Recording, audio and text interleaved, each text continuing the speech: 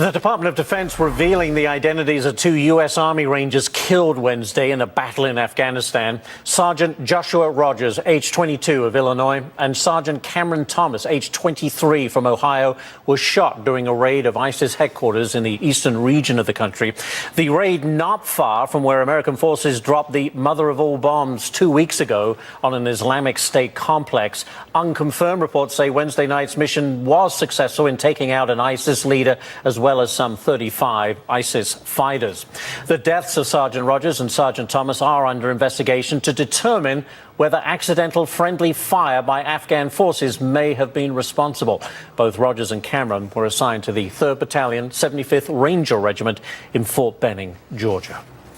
Secretary of State Rex Tillerson making an appeal to the UN Security Council this morning, calling for new sanctions on North Korea, calling the nation a catastrophic threat. This after President Trump said a major conflict with North Korea is possible. So the question is, what happens next? And is diplomacy officially off the table?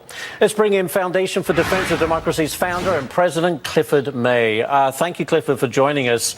I guess my first question is Kim Jong-un rational enough to have a sit-down and conversation with and try and get some sort of diplomatic solution to this rising tension?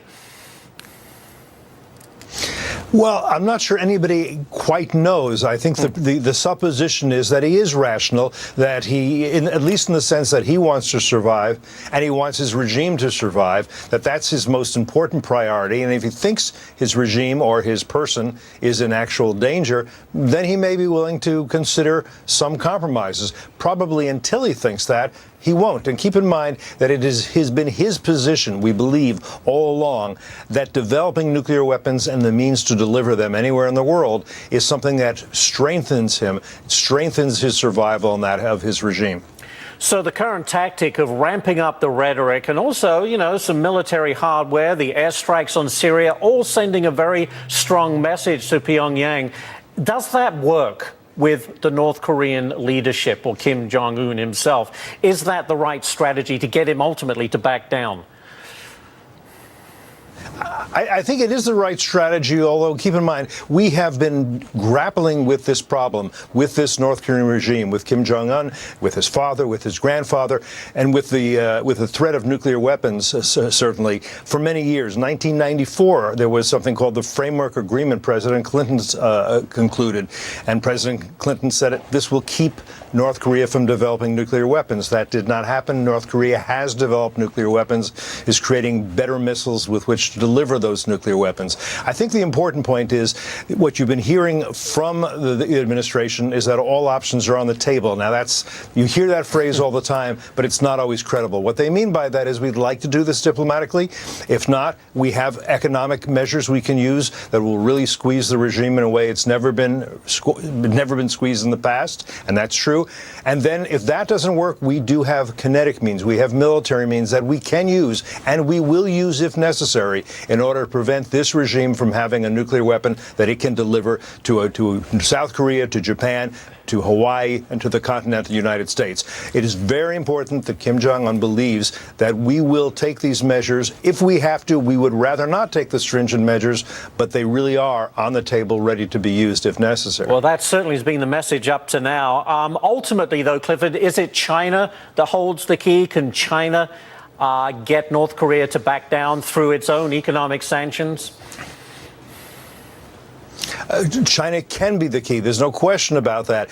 I think what you're hearing is that President Trump is saying to China, look, we would like your help and your cooperation to do this. It's important. You understand why it's important. If we don't have your cooperation, we will solve this on our own. And if we do that, the solution will not be as pleasant for you. In other words, what is China worrying about? It's worrying about refugees crossing its border by the tens of thousands, possibly. It's worrying about a collapse of the North Korean regime, which is its allies. It's worrying about a lot of things. Trump is essentially saying, look, we both agree, you said you agree, we want to denuclearize the Korean Peninsula. Again, you can do a lot. This is your client. You prop up this regime you have for years.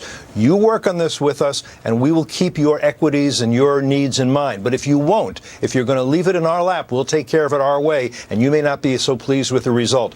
Again, the point is that this must be a credible message to China, to the North Koreans. They must see that he means to follow through. If they think he's just going to back off, that he's just bluffing, as the U.S. has in the past, they won't give an inch. You can bet on that. Very quickly, Clifford. So how do you think this whole thing plays out? Do we continue to ramp up the rhetoric until eventually the North Koreans kind of take a step back or comply? I mean, you know, this is a game of chicken, high-stakes chicken game, is it not? It's very much a high-stakes chicken game, and it's always difficult to predict. I think we're in an environment where it's particularly difficult to predict if the administration is very disciplined. And I do think that people such as Rex Tillerson and Mattis and Masters and McMaster, these are disciplined people. They will go a step at a time. They will say, let's do one thing, and if that doesn't work, let's escalate to the next step, and then the next step, and the next step. Now, that is not risk-free, but it's also not risk-free to do what we've been doing for the past 10, 20, almost quarter of a century, which is to say we will exercise strategic patience. In other words, we'll wait, we'll cross our fingers, we'll hope things turn out okay without doing anything serious about it. There are a lot of small steps that can be taken. Look, if we had the European Union just cooperating with us, we could be persona non grata. We could be throwing out diplomats from North Korea, from all these countries, and seriously isolating that regime. There are workers for North Korea all over the world working for a pittance. They're like slave laborers. They should all be sent home. We also need international cooperation that we haven't gotten. There are ways to exert real pressure before we get to the point of bombing or doing or knocking down missiles, which we also have the capability to do. Missile defense can be an important part of this exercise. Well, fascinating to watch. Clifford May, thank you so much for your expertise. Appreciate it. Thank you very much.